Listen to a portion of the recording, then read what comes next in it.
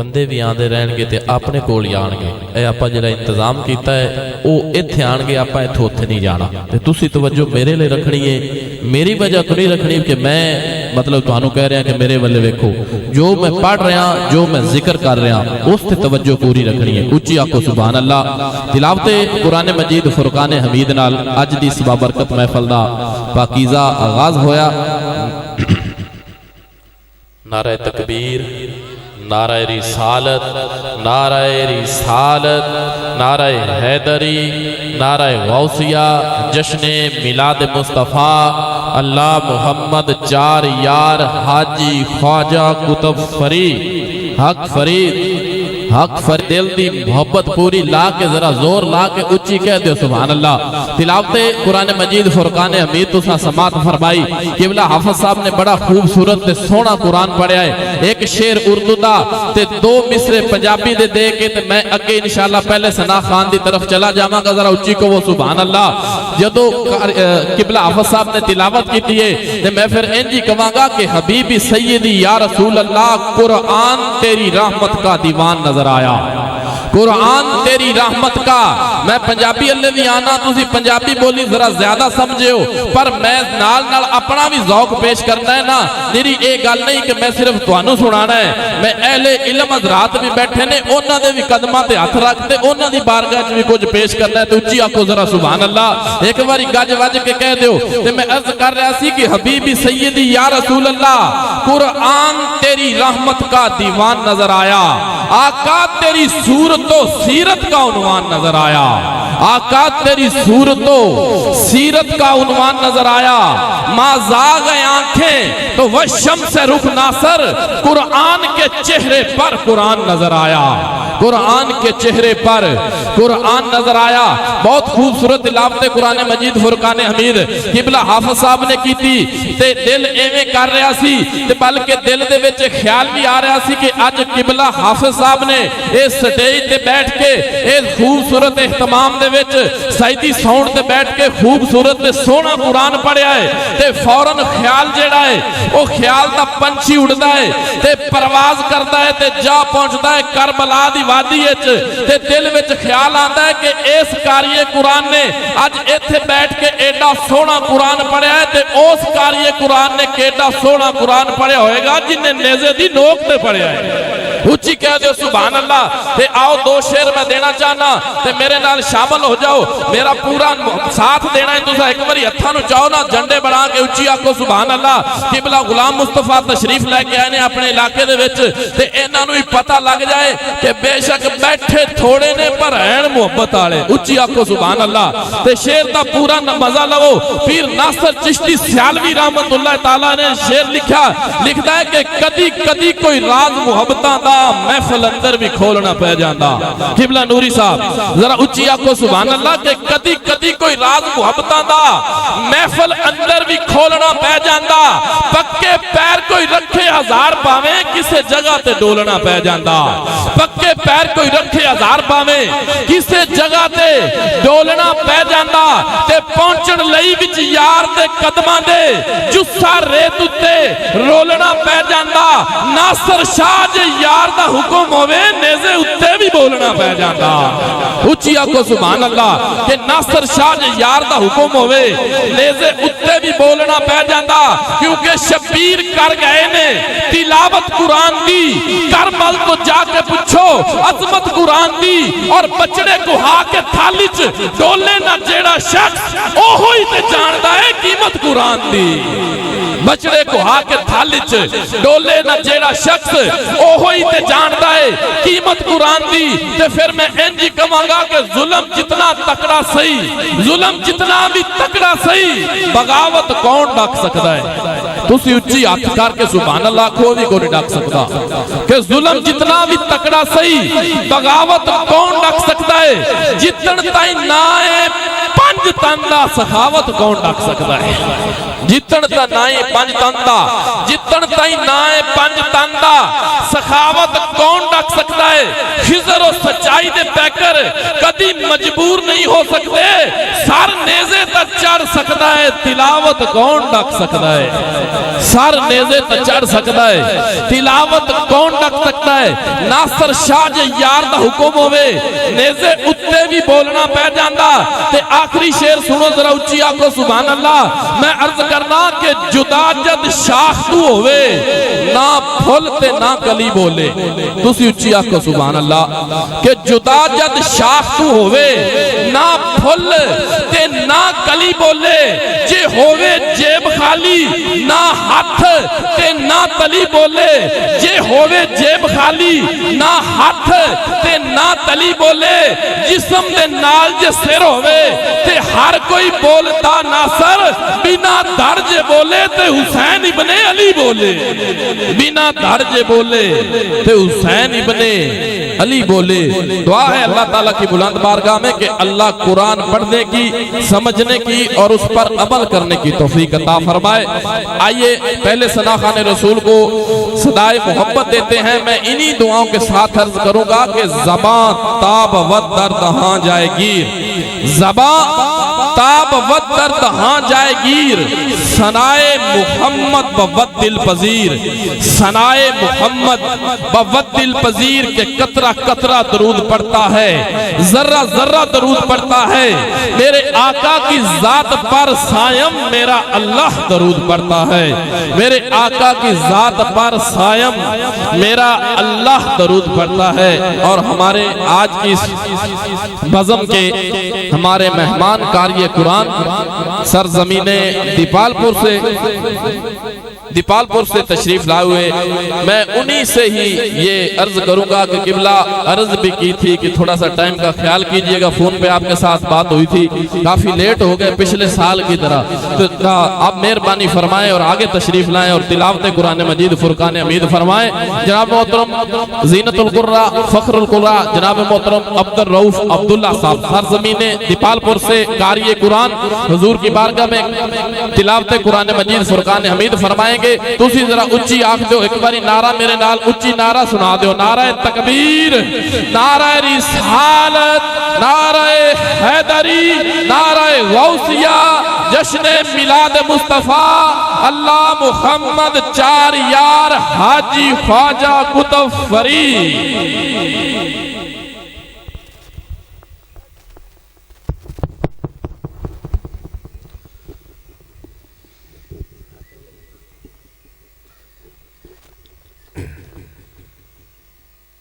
औज़ु बिल्लाहि मिनश शैतानिर रजीम।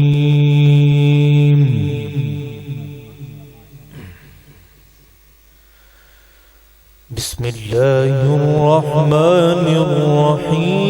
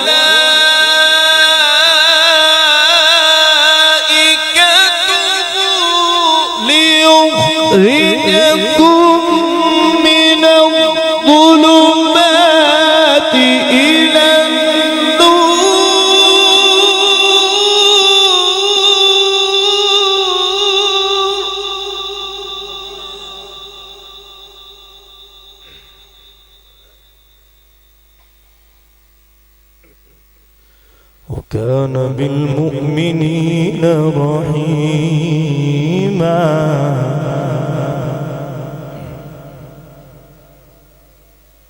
تحيتهم يوم يلقونه سلام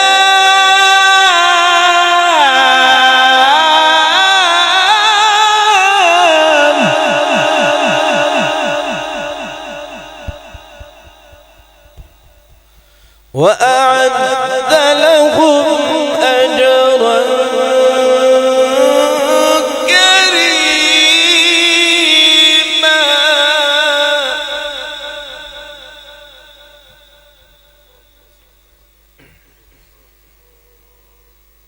وأعد لهم أجرا كريما.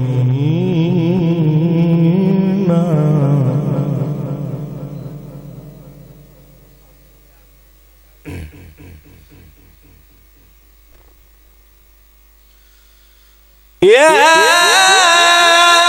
أيها النبي إنا أرسلناك شاهدا ومبشرا ونذيرا وداعيا إلى الله بإذنه وسراجا منيرا وبشر المؤمنين بأن لهم من الله فضلا كبيرا.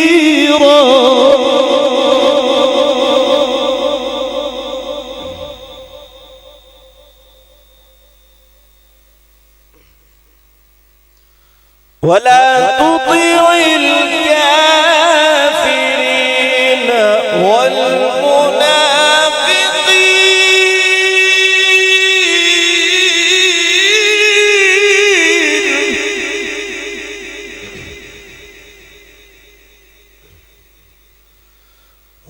تطع الكافرين والمنافقين ودع أذاهم وتوكل على الله.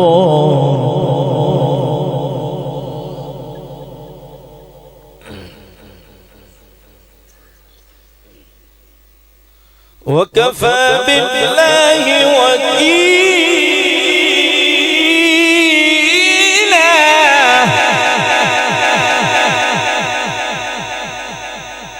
وكفى بالله وكيلا. بسم الله الرحمن الرحيم.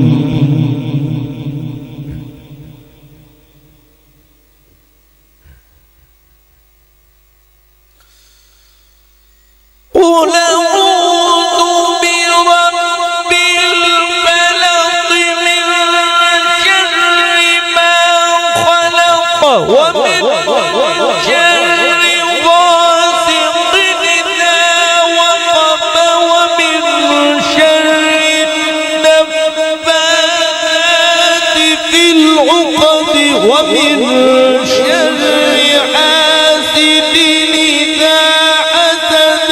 قل أعوذ برب الناس ملك الناس إله الناس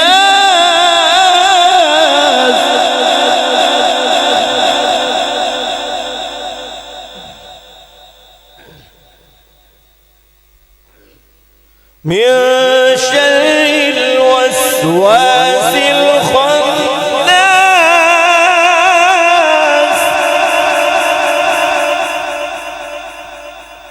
الذي يوسوس في صدور الناس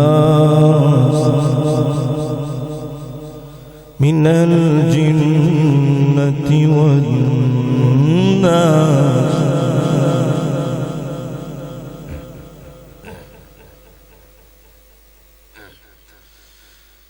بسم الله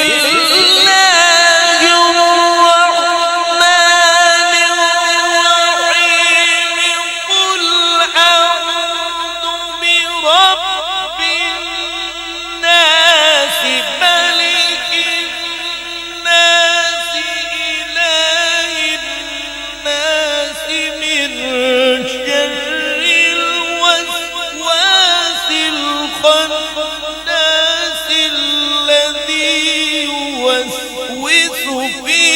صدور الناس من الجنة والناس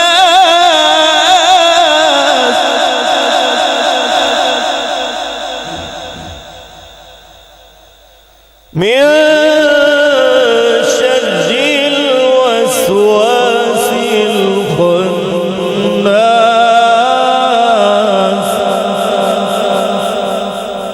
الخناس الذي يوسوس في صدور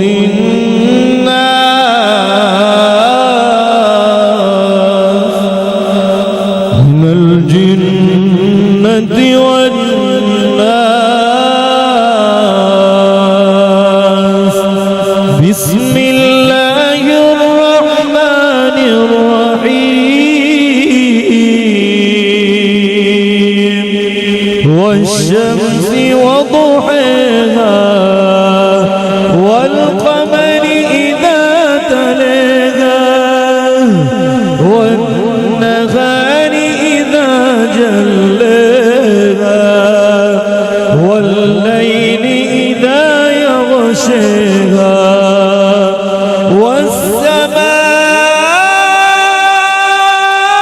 والسماء وما بناها والأرض وما طحاها ونفس وما سواها فألهمها فجورها وتقواها قد أفلح من زكاها وقد خاب من دساها كذبت ثمود بطغواها إذ انبعث أشقاها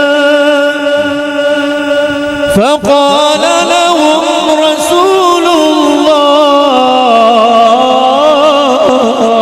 الله ناقة الله وسقياها فكذبوه فعقروها فدمدم عليهم ربهم بذنبهم فسواها ولا يخاف عقباها صدق الله